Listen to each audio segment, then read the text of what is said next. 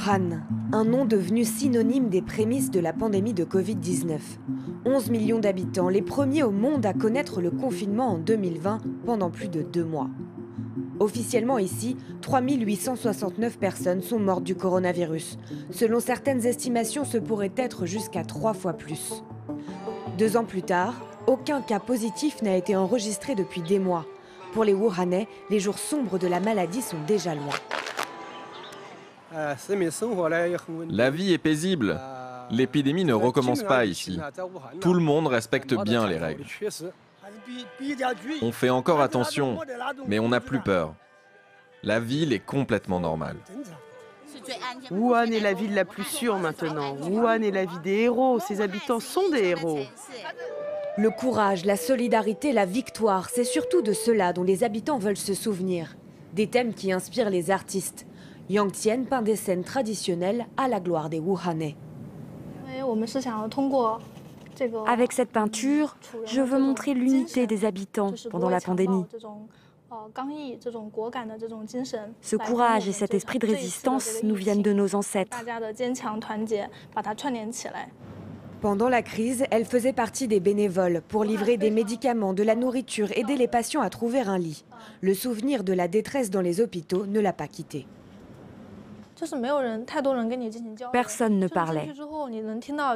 Quand je suis arrivée à l'hôpital, le seul son que j'entendais, c'était le bruit des gens qui toussent. Cette scène m'a fait vraiment peur. J'avais envie de partir, mais j'ai choisi de rester.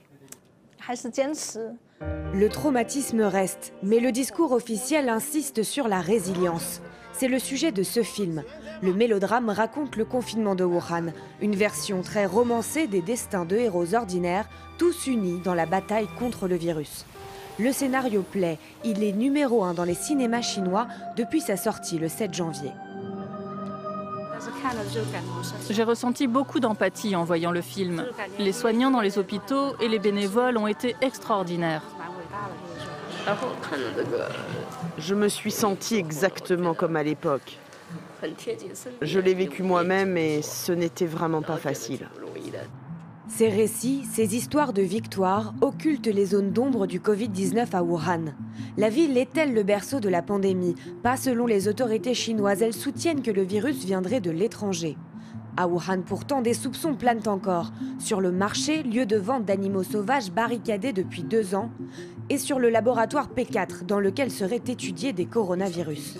La Chine a refusé la poursuite de l'enquête de l'OMS sur ces zones à l'été 2021. L'opacité des autorités empêche tout consensus scientifique et toute remise en question. Zhang Hai est l'un des derniers à critiquer ouvertement le gouvernement. Son père est mort du Covid il y a 2 ans. Il a été infecté dans un hôpital de Wuhan. Zhang Hai l'avait emmené là pour une opération banale, ignorant alors tout du virus. Après la mort de mon père, je me suis renseigné et j'ai appris que le virus était apparu à Wuhan bien avant que j'y aille. Le gouvernement local de Wuhan l'avait dissimulé. Si j'avais su que le coronavirus existait à Wuhan, je ne serais certainement pas revenu dans la ville. Zhang Hai a porté plainte contre les institutions pour ne pas avoir prévenu la population à temps. Des demandes rejetées. Malgré les risques, il continue de dénoncer le silence des autorités. Même 2 ans après, je me sens très en colère. Les autorités ont menti en disant que la maladie était contrôlable et qu'il n'y avait pas de transmission interhumaine. Elles ont tout de suite réprimé les personnes comme Li Wenliang qui ont osé se manifester pour avertir les gens. Li Wenliang, médecin, lanceur d'alerte devenu une icône. C'est l'un des premiers à signaler une mystérieuse pneumonie à Wuhan avant d'en mourir. D'abord accusé de propager de fausses rumeurs, il est plus tard réhabilité face à la colère des internautes. Aujourd'hui encore, ses réseaux sociaux croulent sous les hommages. Nous ne vous avons pas oublié. Merci pour votre courage. Vous êtes mon héros. Mais la plupart des lanceurs d'alerte de Wuhan n'ont pas été réhabilités. Sur ces vidéos, la journaliste citoyenne Zhang Jian montrait les hôpitaux débordés et la vie confinée. Bonjour, nous sommes le 13 mai 2020. Je m'appelle Zhang Jian. C'est sa dernière vidéo. Arrêtée peu de temps après et condamnée à 4 ans de prison pour provocation au trouble, elle est aujourd'hui en grève de la faim. Ses proches craignent pour sa vie. D'autres lanceurs d'alerte ont également été détenus pendant des mois. L'un d'eux, Fang Bin, n'a pas réapparu depuis bientôt 2 ans. Des témoignages comme effacés de la mémoire officielle de la pandémie à Wuhan.